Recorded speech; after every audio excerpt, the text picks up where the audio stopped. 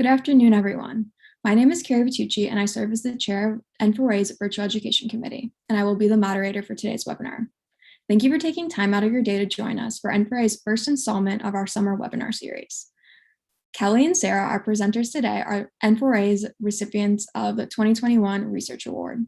The Research Award is presented annually by N4A to raise awareness for the need of updated research on educating and serving student athletes.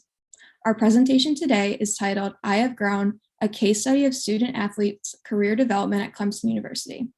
As a reminder, if you have any questions throughout the course of the live webinar, feel free to use the Q&A feature at the bottom of your screen. I will moderate a brief question and answer session with our presenters at the conclusion of today's webinar. At this time, I'd like to pass things off to Kelly and Sarah to kick off today's webinar. The floor is yours.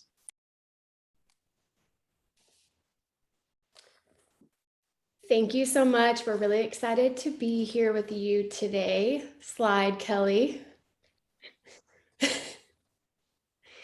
So we are going to briefly go over our presentation overview. We are going to start with session objectives, a brief introduction of the panel, a discussion of Clemson's UPIC program, and UPIC stands for University Professional Internship and Co-op Program.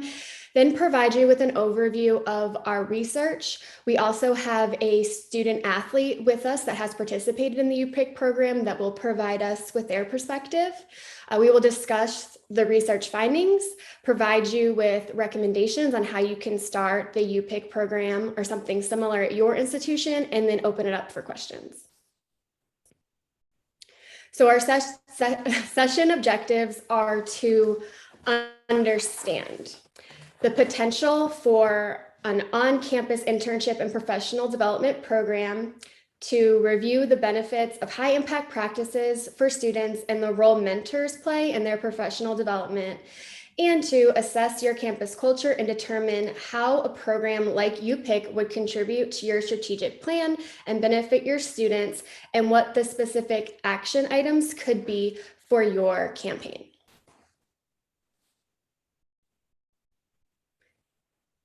So I'm Sarah Stokowski. I'm an assistant professor of athletic leadership at Clemson University. Kelly Coffin is my co-presenter. Kelly is the program coordinator for the UPIC program. And I also want to give a big shout out to Kelly, because Kelly was a student in my research and athletics class, and she had to do a research project. And she came to me and told me all about the UPIC program, and I thought it was awesome, and I'd never heard anything like it. And so I made Kelly write this really long paper and submit this award. So I'm very grateful for you, Kelly. And then Destiny Thomas is here to provide their perspective on participating in the UPIC program. And Destiny is currently a graduate student in athletic leadership at Clemson and a former Clemson women's basketball student athlete. And we are so sad she's leaving us for Tulane University in the fall. Good afternoon, everyone. I am so excited to share about the UPIC program. We are entering our 10th year, and we continues to be a part of Clemson's 2020 Forward Roadmap. We are supported by upper administration, including our current president, James Clements, and provost Bob Jones.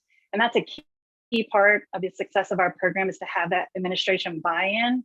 In 2011, then President Barker recognized that our students wanted professional experiences, but they didn't want to drive to Atlanta or to Charlotte or to Greenville. And so he tasked our Career Center with coming up with a plan to meet those needs. And that's how the UPIC program began.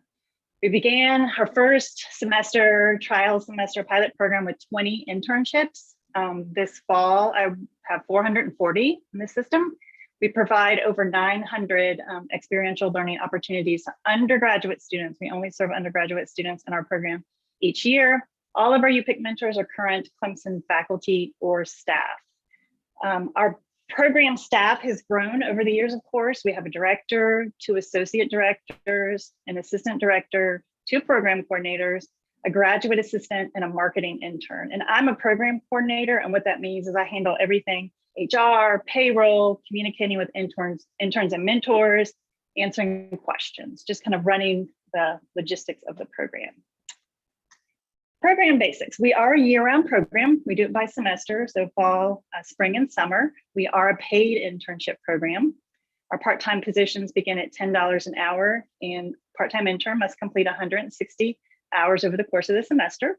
Full-time interns are at $14 an hour, and they must complete 320 hours over the course of the semester.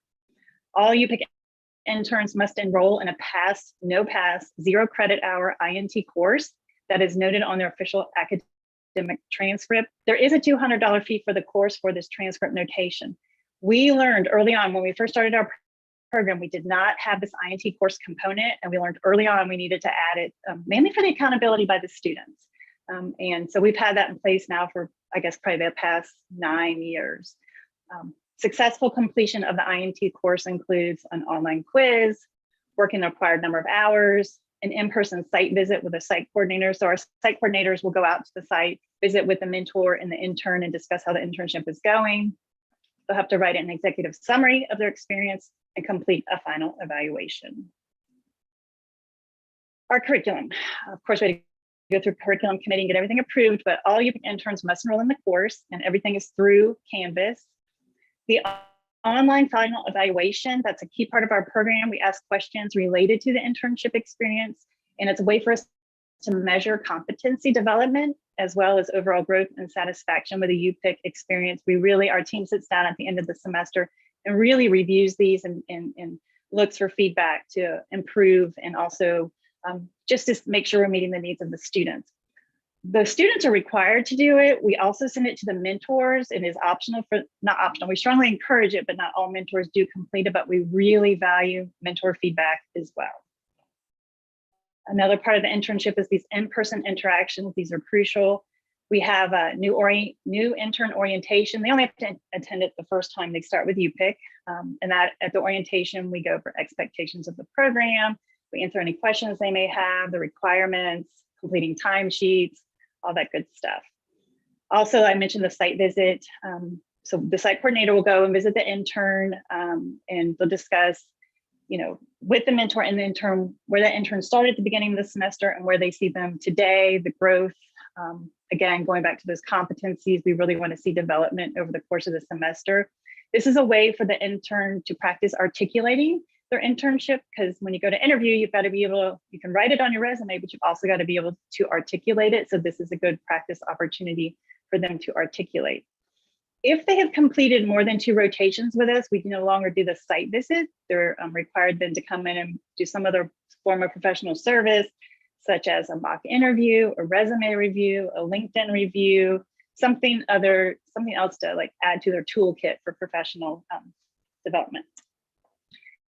The core competencies, this is the heart and soul of our program, and we created those based off of NACE's competencies. And these are the skills that we found that employers are looking for when they're looking to hire students upon graduation. And this is the heart and soul of our program. We talk about it in orientation, it's in the Canvas assignments, it's in the site visit, it's in everything we do. So anything from communication, collaboration, leadership, adaptability, analytical skills, technology, self-awareness, integrity, ethics, and brand. And we recognize that the students are not going to all be experts in this, and they're not going to necessarily grow in all of these over the course of the semester. But if they do multiple semesters with us, we challenge them to pick something, a couple different competencies the next semester to focus on and grow in. Sarah. I'm muted. So unlike students in the general population, student athletes are burdened with demands, expectations, and stressors that pose challenges to their learning and professional development. And the demands of playing, training, and traveling generally compete with adequate career preparation, when rendering many student athletes ill-prepared for career and life choices after sport.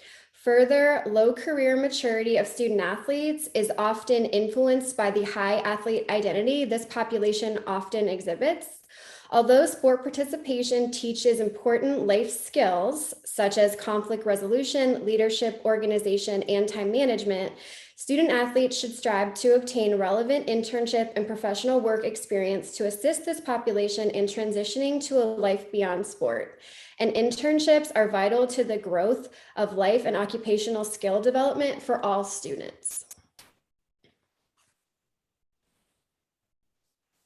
So according to Navarro, examining and synthesizing experiential research studies focused on student athletes' higher education experience is crucial to developing high impact practices and best serving this unique population.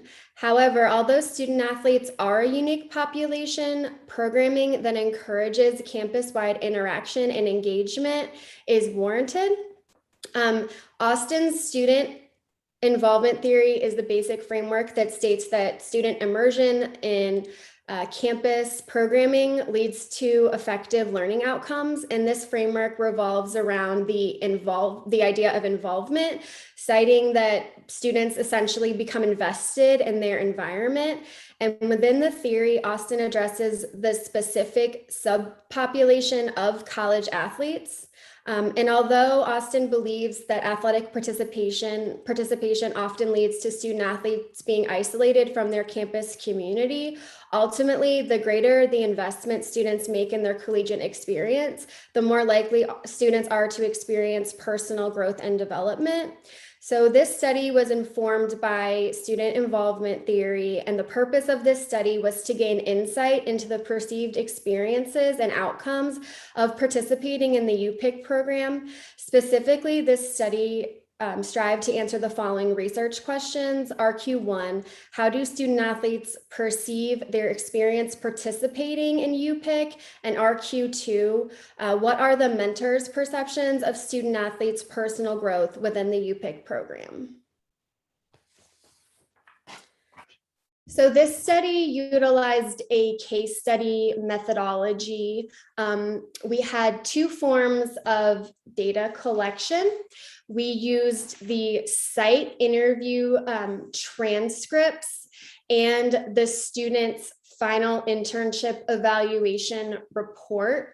So the site interview transcripts, essentially a representative from the UPIC program went to the internship site and interviewed the student athlete along with their mentor, or in some cases, mentors. Some student athletes had more than one mentor. And those interviews lasted about 30 minutes, and those interviews were transcribed, and then we coded the data utilizing open coding.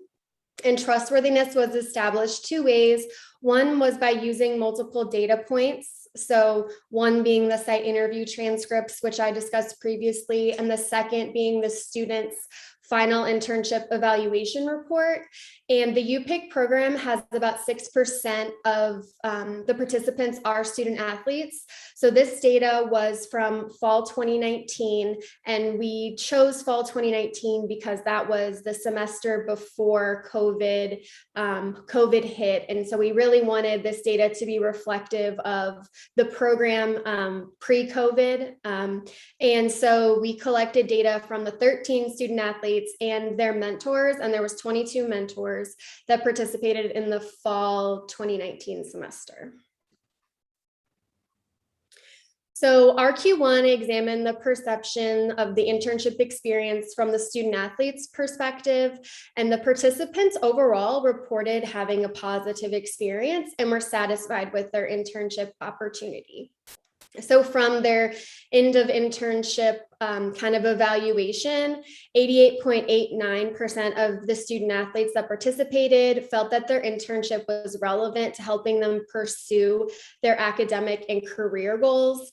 77.8% of student athletes indicated that their relationship with their site mentor was excellent. And 77.78% of student athletes reported that the overall quality of their internship was excellent. And then as we went through the site evaluations, that between the mentor and the student athlete, and then as we went through the final evaluations that were reported by the student athletes, there were 4 themes that emerged that really talked about the student athlete's perspective of participating in the UPIC program. So the first theme was that of professional development. Professional development was viewed as a major outcome of the internship experience, and many of the participants felt that through participating in the internship, they better understood their potential career paths and the skills necessary to be successful in the workplace. One student athlete really expressed her growth, which led to one of these themes, which is professional development. She said, during my time as an intern, I was surprised at the amount of growth I was exposed to.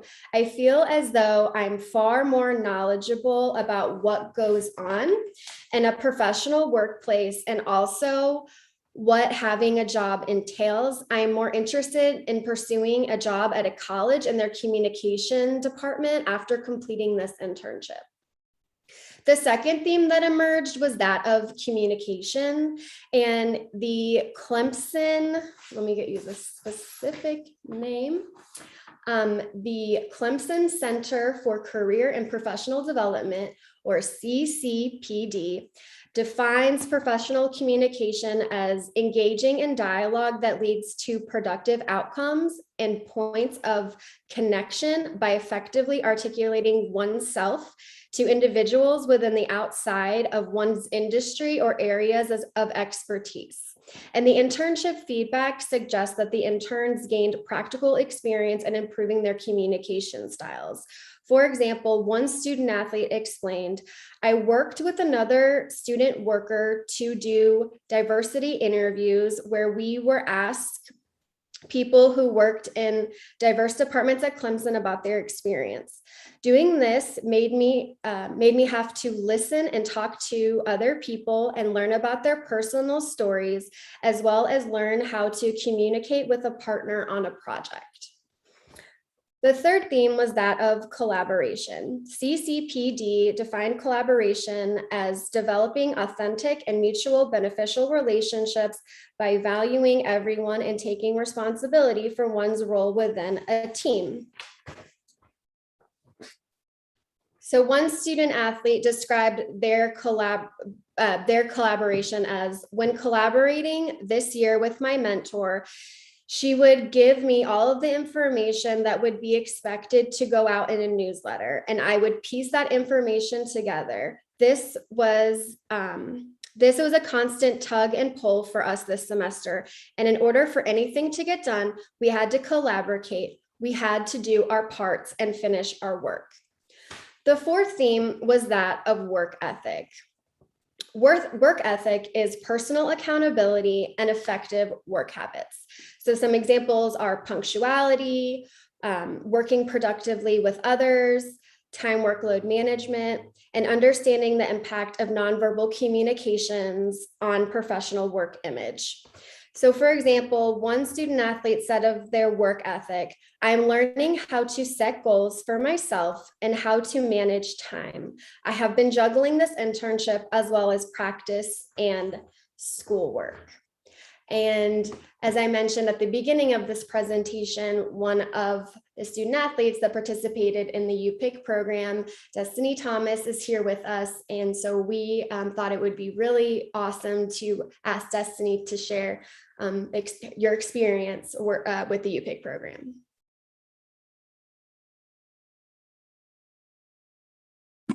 Oh, I was muted.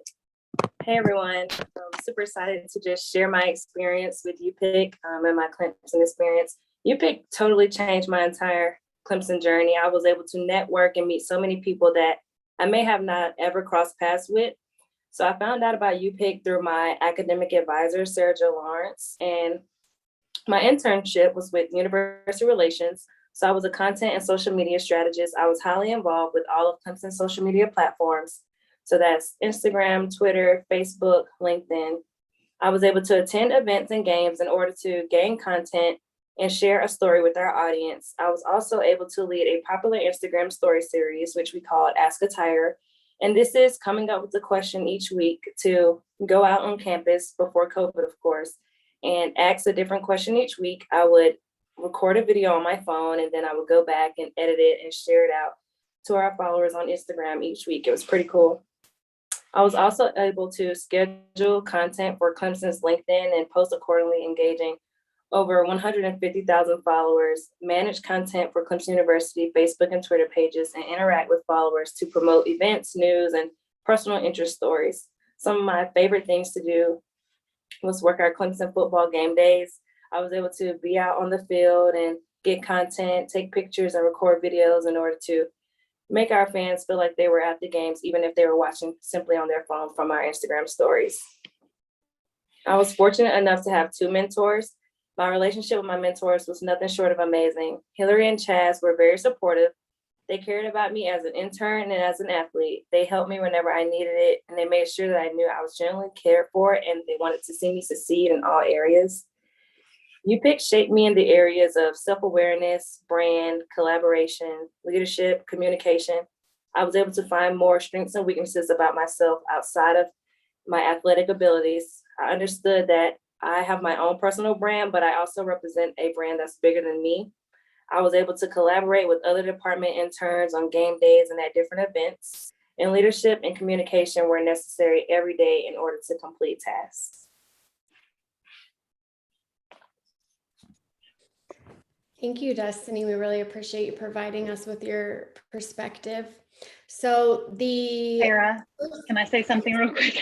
Oh yeah, yes. Yeah, no, I was just gonna say Destiny is like the model student athlete, and she just really took advantage of every opportunity here on campus. And I think Destiny, did you do 3 rotations as a UPIC intern? I did. So I started out as an intern, and then Hillary and Chaz offered me a student worker position. So I was able to do that my last season of playing basketball. Yeah, because you graduated and you were no longer eligible. Is that correct? For UPIC, so then they hired you on? Correct. Yeah, that's a great representation of just the great work you did, but also their belief and trust in you. But I knew you were multiple rotation and you just really were, you just did a phenomenal job. Okay. Thank you. So RQ2 asked or examined the site mentors' perceptions of student athletes' internship development. And as you can see, 70% of the mentors stated that their interns' performance was outstanding. 80% of the mentors indicated that they would definitely hire a candidate similar to their intern. And keep in mind, we're talking about student athlete interns. And 50% of the mentors felt that their student athlete intern was slightly better or much better than their previous interns. So throughout the interview that was conducted, 3 themes appeared. The first one was that of professional competency. For this study, professional competency is defined as skills, knowledge or attitudes and behaviors utilized in professional practice. One mentor commented on their intern's technology ability, saying, "My student worker is good with the technology she needs to use and can figure out any challenges that she may face with technology. She uses exactly what she needs to use to complete the given task." The second theme was that of skill set. The skill sets that interns improved upon were wide-ranging, which is not unexpected given that the interns worked in various departments across campus and had unique mentors. For most of the interns, it was their first interaction with their site mentor. The mentor's responses were positive and identified areas in which their interns had grown in their skill sets. And by skill sets, we're referring to adaptability, self-awareness, technology, and collaboration. The internship experience allowed each intern to learn more about their professional fields by completing projects or project-based tasks and assuming specialized responsibilities. So mentor feedback in the area of improved skill sets. One mentor just said she, referring to their intern, has become more self-aware. She takes feedback, which is great. Another intern stated, "I have seen my intern manage with adaptability very well, and she has been able to handle it." The last theme is that of growth in self-awareness. So Clemson defines self-awareness as understanding one's strengths, limitations, emotions, and biases in various situations, and articulating how one's own interests, skills, and values align with the educational and professional goals. Self-awareness enables the student to make better decisions about their future because they can match passions, goals, and talents with potential career tracks. And several mentors shared how their interns matured in better knowing themselves. For example, one mentor said, "I feel like my intern has found his voice." Another mentor expressed, "My intern knows people and is an authentic type of leader. She has personal confidence and speaks up and addresses issues when needed."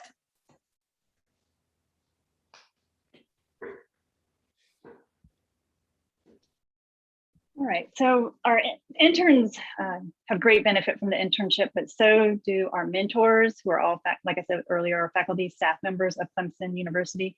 And our mentors are a huge part of the success of our program. I just can't tell you how valuable they are. And I mean, Dustin even shared that our mentors, they mentor during the internship, but that guidance and that interaction occurs often long after the internship is over.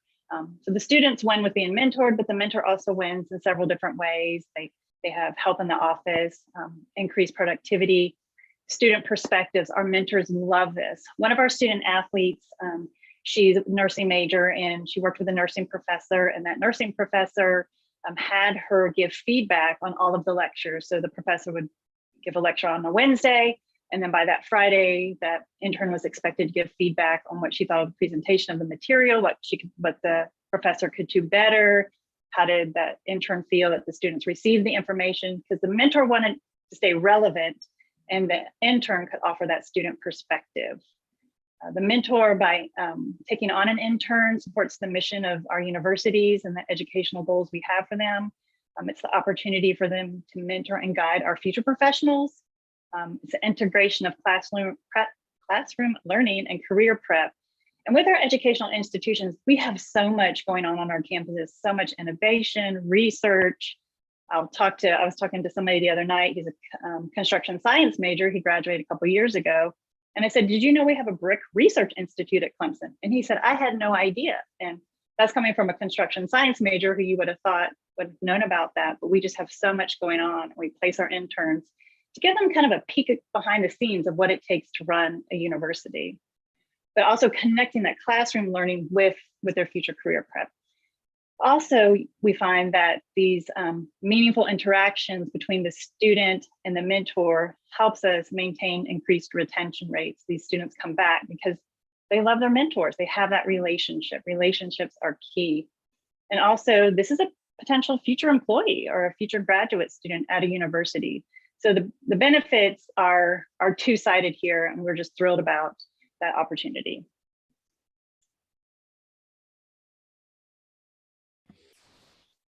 So the literature repeatedly states that it's crucial for the student athlete population to participate in high impact practices in order for this population to adapt to a life beyond sport. And previous work has called for universities and athletic departments to increase the opportunities student athletes have to participate in internships and to network with individuals that can help them with their future careers. High impact practices have been shown to reduce athlete identity, which in turn can increase career maturity, as well as provide student athletes with a positive experience transitioning to a life beyond sport. And by doing this presentation and submitting this paper to the N4A, we really hope that you at your institution will incorporate programs similar to the UPIC program.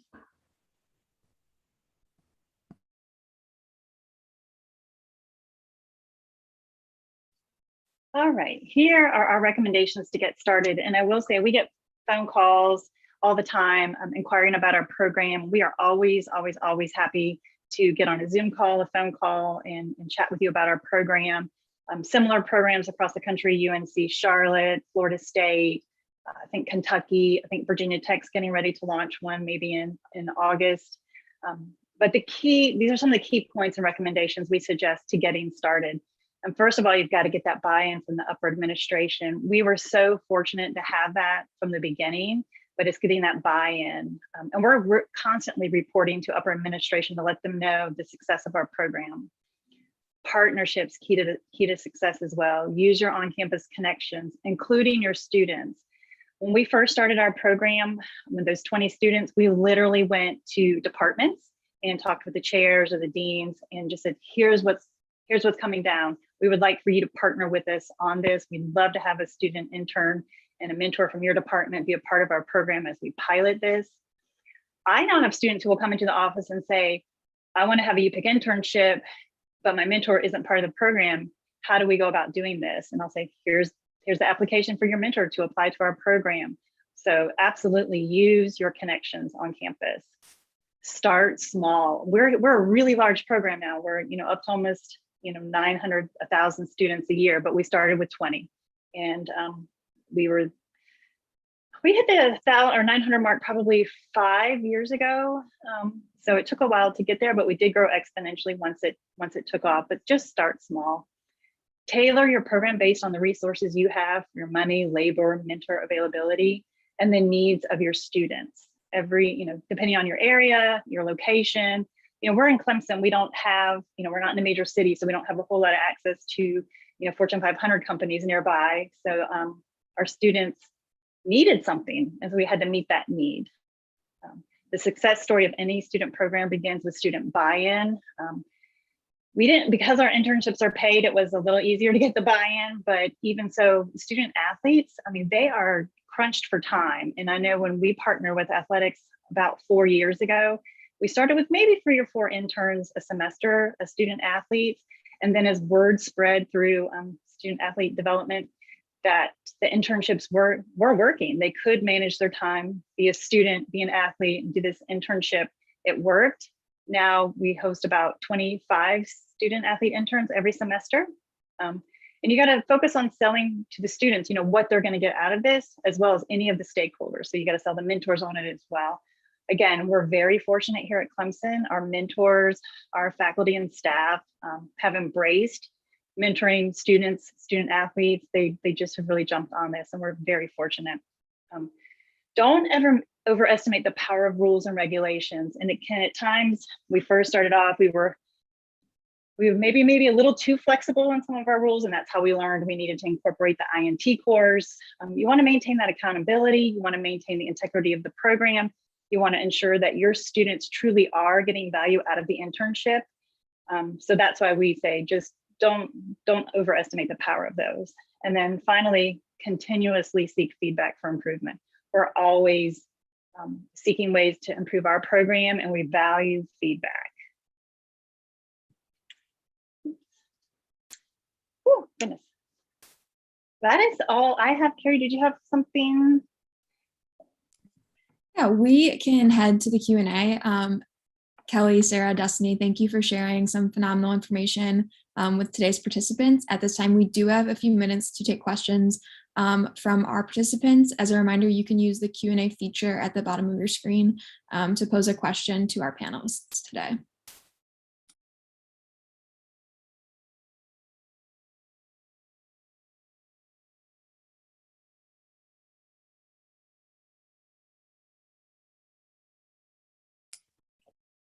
Sarah or Destiny, do you guys have any final comments while we wait for some questions?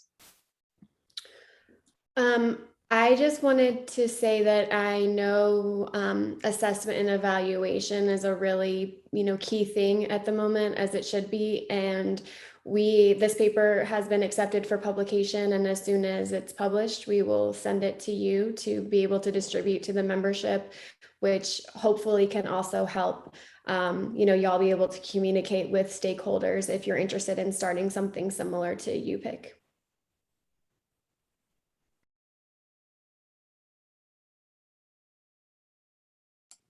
All right, it does not appear that we have any questions. Oh, just now it came in. All right, so one of our first questions is, can any of the panelists provide any examples of some of your past interns undertakings while involved with the UPIC program?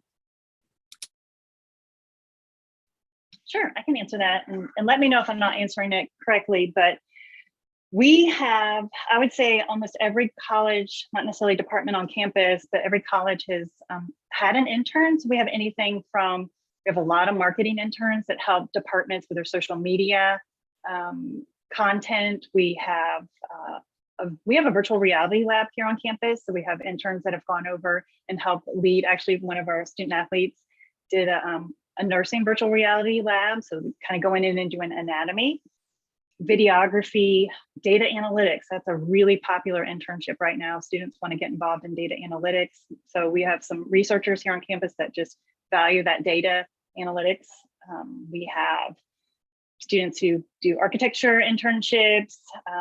We have an extension agents here in Clemson, so they're out in the field. I'm giving you examples of all our internships. We have, let's see, the library. We have students placed in admissions. They actually go out and speak at high schools. Development, that's a big one. A lot of interns placed in our different development departments across campus. Does that answer the question? I think so, but if the person who posed that, if it didn't, feel free to put it. Yes, never mind, it's in. Okay, so our next question is for Destiny. The participant asked, curious what your opportunities were during your third year UPIC rotation, if that makes sense. Yeah, so during my third year, I was really able to have leeway to do whatever I wanted to do within our department, especially with our schedule. And they knew that it was my first year of grad school and no one was really on campus because of COVID. So we really had to come up with creative ways. We had meetings every Monday to plan out our week and what schedule we would post and share out on different social media platforms. So with my lead task as being Ask a Tiger, we had to find creative ways to still make this Instagram story share to all of our audience and our followers. So we were able to, as our group of interns, we take some of our friends and different students that we know on campus or ask a friend to ask a friend to send in a short 15-second video answering the different question each week. Also, if there were any events while we were on campus in the fall, I was able to go to them, such as like our career fairs or the different sporting events, football games, volleyball games, some of our men's basketball games, of course, just to get any content and share it out. So I was able to really freelance and do different things, able to come up with some different ideas for TikTok, which is something that a platform that we recently added because of course it's becoming more popular. So it was really cool to find creative ways to be engaging with our audience during a different year in COVID. Thanks, Destiny. Our next question, how do you see UPIC evolving with name, image, likeness? We haven't really even discussed that in our office. I guess we're just kind of operating same as usual moving forward. So I really don't have a great answer for that, just that, you know, our internships will continue to be the way they are and paid. And we vet the position. So we make sure the intern's position description is meeting our guidelines or our requirements for our program. We focus mainly on project-based internships versus task-based. So I think we're just going to continue the way we've been doing our vetting for our program. And I'm going to jump on and correct me if I'm wrong, Kelly, but I also think what's really cool and unique about the UPIC program is, like Kelly said, these positions are posted, the students have to apply and interview and be selected. So just because you apply doesn't mean you're going to be selected. The other great thing that Kelly and her team does is that if the student is hired for one of these coveted positions, that they are taught all of these like necessary skills. So how to fill out tax forms, how to fill out direct deposits. So there's a lot of skills that, you know, they're learning aside from, you know, just kind of the major themes like work ethic that we discussed in this presentation. Yeah, definitely. We say the professional development begins the day they get hired and have to come in and show their ID. So, yeah. Were you going to say something, Destiny? Yeah, I also just wanted to jump in off Sarah and say that even if you are hired, there's paperwork that the student athlete has to fill out, because just basically stating that we will not get paid more than a normal student. So there's a lot that goes into it, especially with being a student athlete intern. Yeah, for sure. And I know that our student athletes, they, and Destiny, you can correct me, but I feel like you have to fill out an application with student athlete development, do an interview with student athlete development, then you have to interview with your mentor, and everybody has to agree that this is a fit and that this is going to work. So there's multiple screenings for the student athletes and the positions. Correct. Definitely. Yeah. All right, our next question, with 900 plus interns in UPIC, do you track and maintain all of your own data analytics for your program? Example, major, post-graduation occupation, sport participation, etc. Yes, we track, we don't track sport participation, but we do track all the data analytics, the position that they had, their major when they were here, and then also their post-graduation, I think we call it first destination survey we send out, ask them to, we've got all our analytics. We just actually are getting ready to get our next report because our year ended June 30th. But yes, we collect all that, we track all of that. We also produce a magazine twice a year. And in that magazine, so actually UPIC interns produce the content for the magazine, and we also always include our data in those magazines. All right, our next question deals with driving interest to your program. How do you market and drive interest specifically to student athletes? And I think Destiny or Kelly, you can kind of weigh in on that one. Destiny, you want to speak to that? Yeah, I can. So our student athlete development, they really do a good job of sending out emails telling us about different opportunities and events on campus. So that's really how I figured out about it. Just checking my emails, and then I got it, went in and talked to Sarah Jo about it. And then I just really did my research on which department I felt would be best for me. So I think that really sharing it out and word of mouth and making sure that student athletes really know and understand that, hey, this is available, because if not, I would have never known about it. So just being able to continuously share out that these opportunities are available, and seeing other people that have done the same thing before you and what you can get out of it really helps a lot. And I know our student athlete development staff, again, when we first partnered back about 4 years ago, we just had a few interns, and they are always reaching out to the students and letting them know about the program. And over time, the word of mouth amongst the UPIC interns, student athletes, has spread. So now they're getting more and more interest in their program. Before, like I said, when they'd have 3 or 4, now we're having 25. I think we're getting ready to go up to 30 student athletes in the fall. And it's just word of mouth. And the student athletes, the first rotation student athletes at the end of their program for UPIC have to do a presentation on what they did over the course of the semester in their internship. And one question they're asked is like, would you recommend this internship to future student athletes? And I have never sat in on a presentation where somebody has said no. They all resoundingly say yes. So it really is a lot of word of mouth from prior student athlete UPIC interns, and then the student athlete development department just really reaching out to the students. Thanks, Kelly. Destiny, Sarah, do you have something you want to add on that? I was going to jump into, I also know that it's been based on, word of mouth, that it's really beneficial when our coaches sit in on those in presentations as well, because it really gives the coach a really great kind of insight into what the program's all about, what their student athletes are gaining from the program. And then once again, the coaches being invested and then passing along, this opportunity is also has seemed to help. Destiny, we have a follow-up question for you. What challenges did you face kind of handling your internship, class, athletics, and then how did you overcome that? It really wasn't as hard as I thought it would be. Balancing between my internship, class, and athletics, my mentors made sure that I knew from day one that I was able to delegate. If this week I had a game and practice, tutoring, weights, that I could, just tell my partner, hey, could you take over for this task for me this week? Or just tell them like, hey, I have a test to study for. I really can't do this week, but I know someone that can on our team. So they really made it easier for me to be able to manage my time. And they also helped me and made sure that I knew like, hey, Destiny, you're putting too much on yourself. I'm going to let someone else do this week.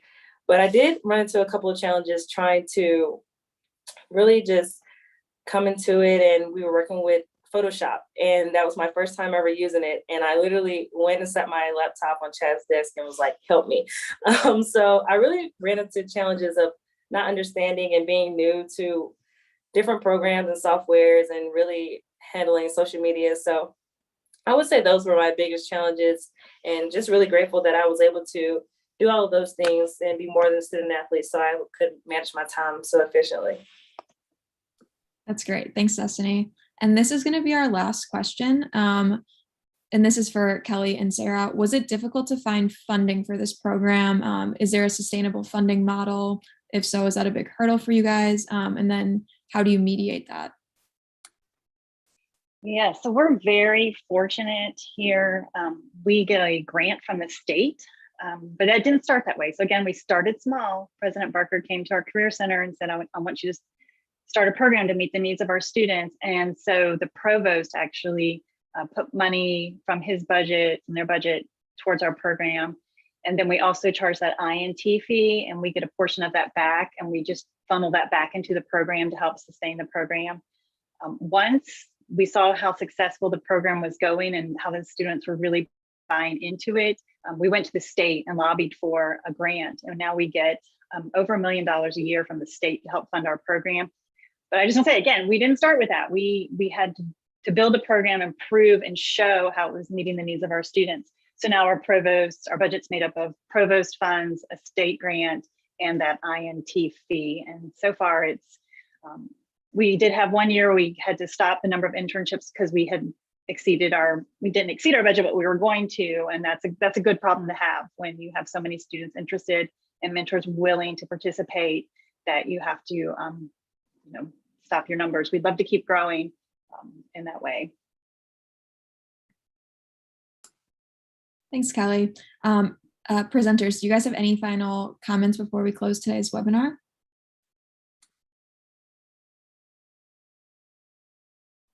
I would say, here's my contact information. Don't hesitate to reach out to me. I'm happy to answer any questions you may have. And if I don't have those answers, I can always reach out to the folks in student athlete development that work on their end, and I'm sure they'll be happy to talk with you and answer any questions you may have. But it's just, again, just reach out and ask. We'd love to have conversations about this. Thanks, Kelly. This webinar is recorded. If you want a recording of it, it will be on the N4A YouTube page. So that was kind of the last question that came in for us. So on behalf of N4A Needs Leadership, I just want to thank our presenters for sharing some great information with our participants today. And that concludes today's presentation. Have a great